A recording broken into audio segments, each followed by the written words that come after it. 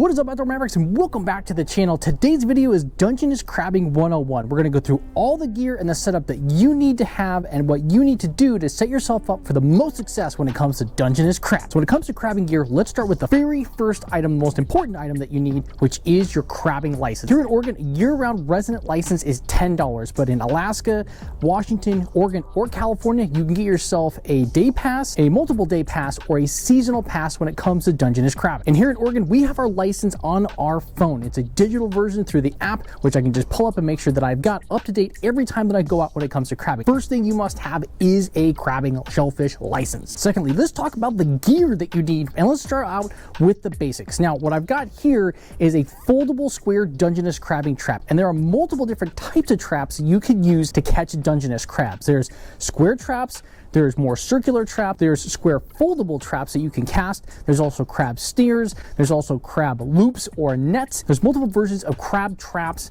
and crab pots that are out there on the market, and you're going to use a different trap or pot depending on the situation and where you're crabbing. So let's start with the basics. If you're crabbing out in the bay or the ocean, you're going to want a trap. Now, heavier water flow and in the ocean, you're going to want those heavier, more commercial crab pots. This is a foldable crab trap. We use this in the bay when crabbing in lighter water, and this works great for shallow in-bay Dungeness crabbing. I wouldn't take this foldable trap out into the ocean, but in the bay, this is perfect. Now, when it comes to jetty crabbing or shore crabbing, you're going to want foldable crab traps or snares. What I've got right here is a foldable crab trap, which you could attach to a fishing rod and cast from the rocks or from the beach. And for these, you're going to want a heavy rod, something about 10 foot to 12 foot, very heavy duty fishing rod. It can be somewhere like 15 to 40. I like to do 20 to 60 typically because you're going to have a lot of weight, and sometimes you're reeling in 3 keepers plus the weight of the trap plus chicken or bait that you're using. So you want to go with a heavier fishing rod when you're going to be casting and crabbing from the shore. Let's go back to the square traps for a second. Now, I use these predominantly when it comes to crabbing, and the way that I've got mine set up is that I have one end that's the open end, and I've got an orange zip tie right here, or a colored zip tie, or you can use any type of marker, and that indicates to me this is the side I'm going to open every single time. And from there, my blue harness that I attach with these carabiners onto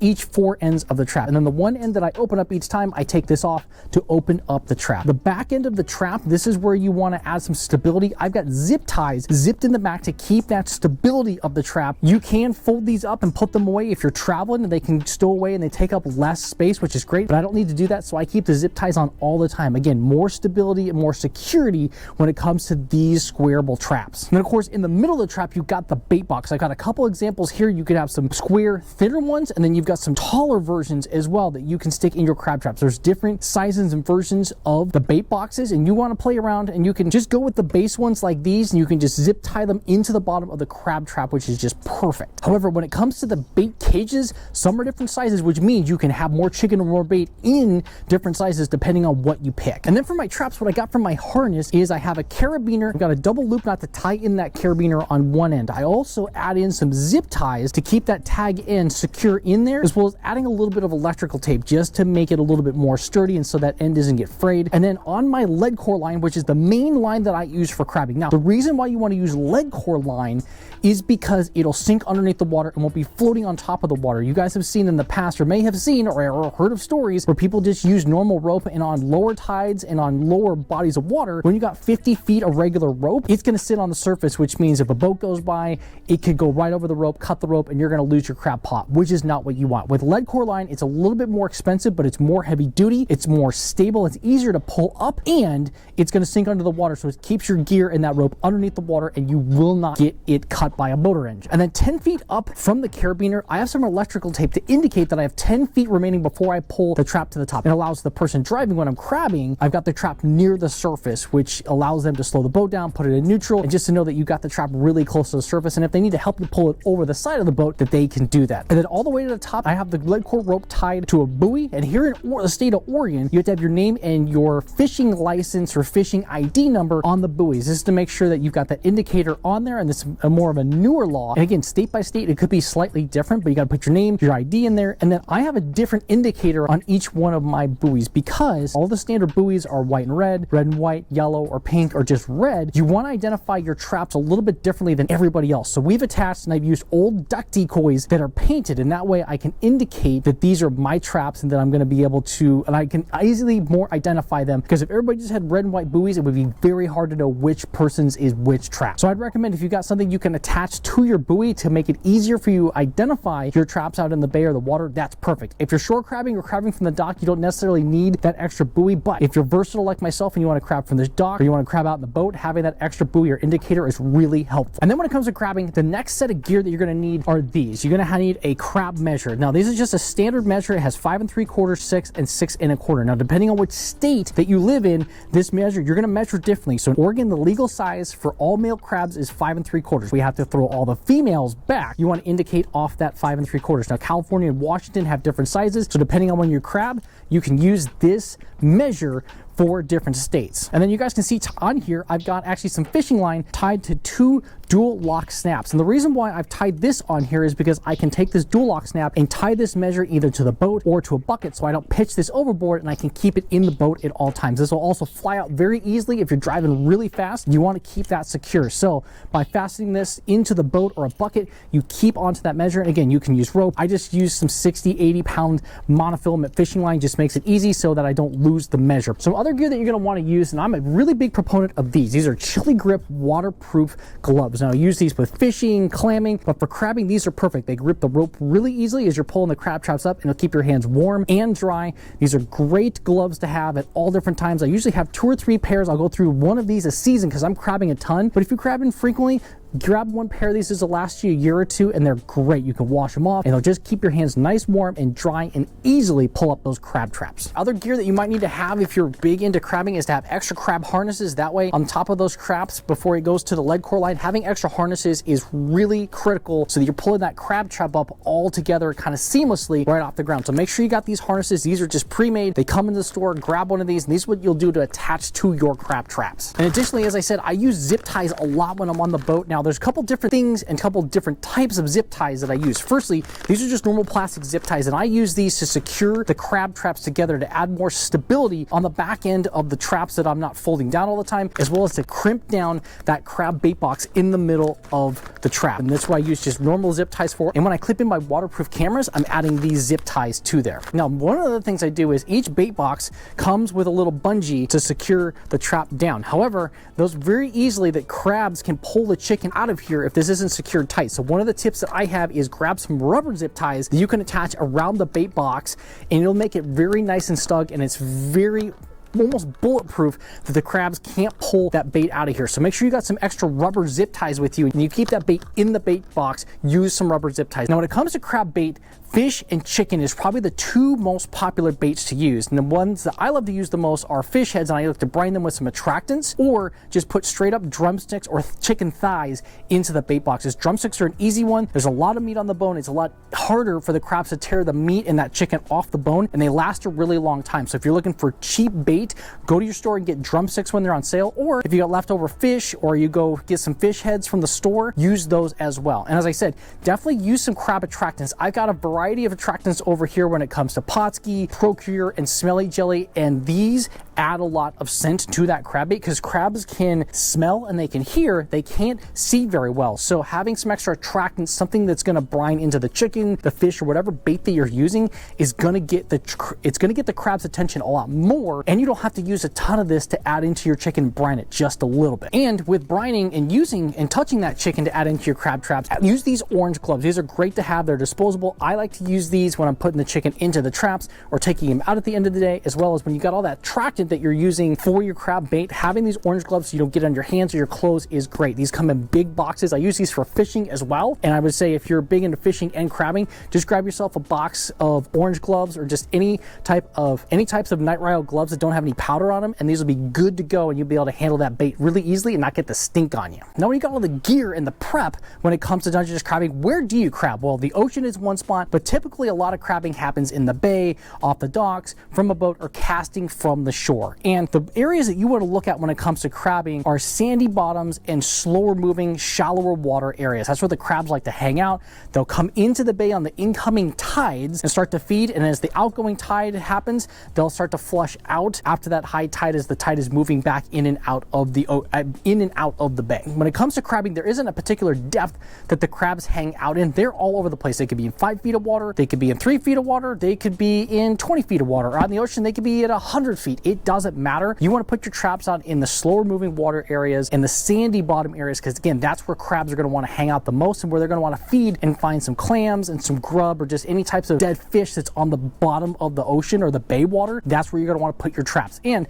if you're newer to crabbing and you're just heading out for the first time, or if it's been a while since you went out crabbing, go see where everybody else has got their traps, put theirs near them, not on top of them, but near them, and just ask even at your local bait shops or your local crabbing area or your local fishing store where some of the best locations are to crab on the body of water that you're crabbing. Now let's talk about when it comes to deploying the crab traps from a boat. Now the first thing you want to do is to actually put the buoy out and all of the rope to make sure there's no kinks. And reason being is because if you send the trap out first and you wrap it around anything or wrap it around your leg, which has happened to me as a kid a couple times, that is disaster and that can pull you overboard. You've seen also on Deadliest Catch where guys get the rope caught in their leg. That is not a good situation. So the easiest way to deploy trap is to send the buoy out, let all the line out, hold on to the trap, and then when you're ready to push it out or drop it in nice and easily, that you can do that and not get any of the tangles, there's no knots, and it won't get wrapped around your leg. Now let's talk about when you're crabbing from the boat and you're picking up your crab trap. Now you don't need to go fast up to the buoy. You can go nice and slow. You're not in a rush. Having a hook, an extendable hook, is always good. I've used those in the past. You don't have to get the buoy right next to the boat. If you're about a foot or two away, that's totally fine. You can lean over just a little bit. Again, the hook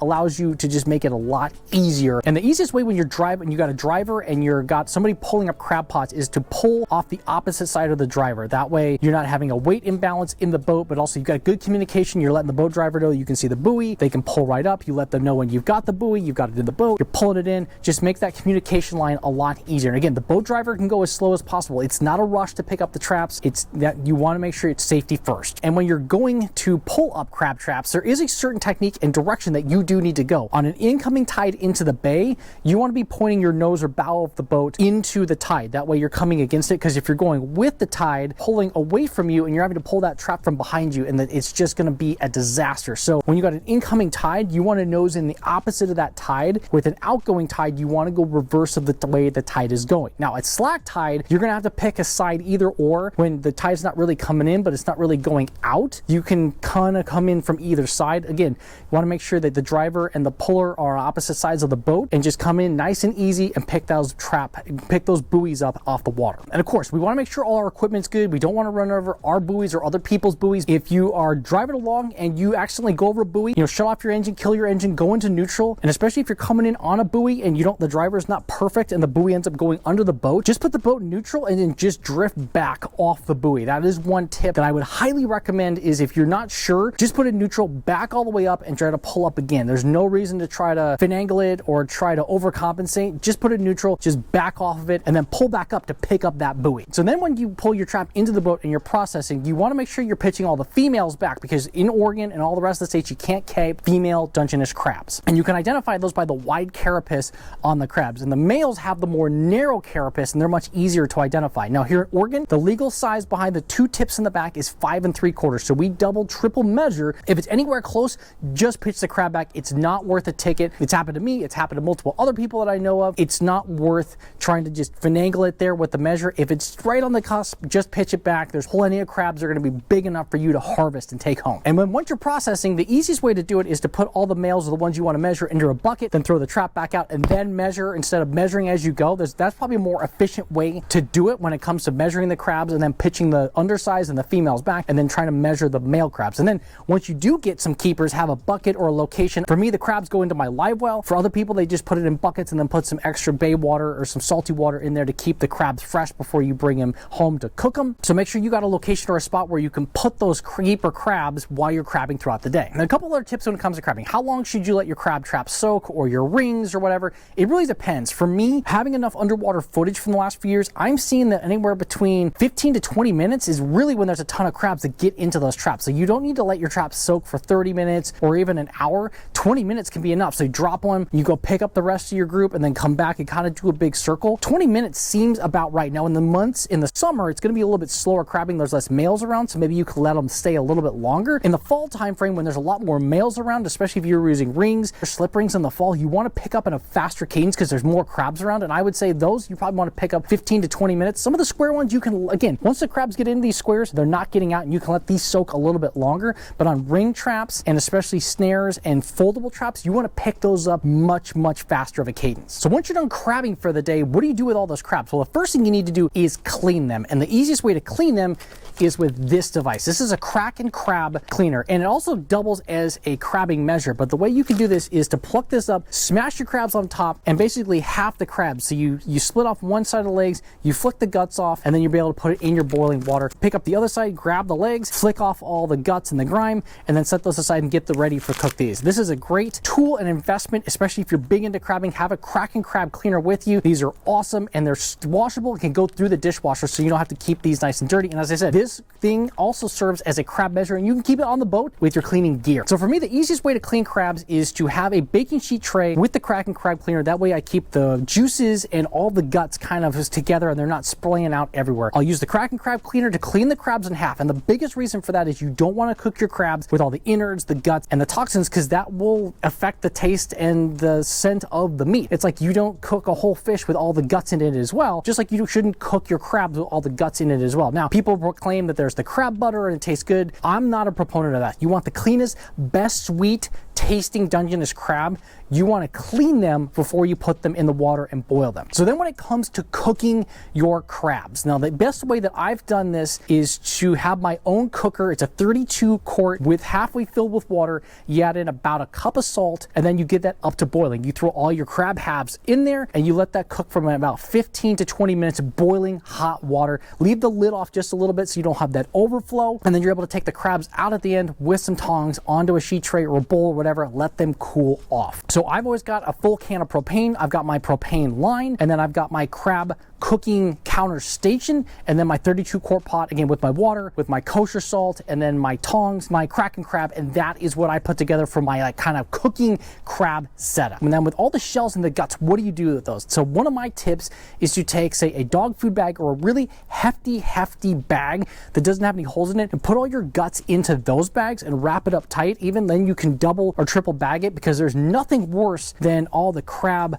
juices and the guts and everything just getting into your garbage can. That stuff will smell and will be awful, and you don't want that. Then once you've cooked your crabs, you've got the halves there. You can leave those in the fridge for up to 2 days. I clean mine mostly the day of. I leave the little legs maybe sometimes for the next day if we have a ton of crabs that we need to clean, but it's really easy to pick off the bodies and the big legs. Have one bowl for the crab meat, have one bowl for all your legs that you're going to throw away. Again, make it kind of more of a process, especially if you got a ton of crabs. Get everybody you can involved to help you clean them, and then make the process go a lot faster. And after that, all there is to do is to enjoy your tasty Dungeness crabs you caught, cooked, and then ate. A catch, clean, and cook that you've done from start to end. And there you guys have it, a how-to Dungeness crabbing 101, from the gear to the attractants to how to clean the crabs to how to go crabbing to how to pull your traps, and some of the secrets I've had that are going to help you guys be better at crabbing on the water, be more successful, and go home with big limits of crabs, and helping you guys get your limit of crabs each time out. And if you have a Dungeness crabbing question of anything that we've covered in this video, or just anything in general, drop a comment in the video and let me know what your question is, and I will answer you back. I hope you guys enjoyed today's Dungeness Crabbing 101 video. Now get your gear, get out there, and go enjoy some Dungeness crabbing.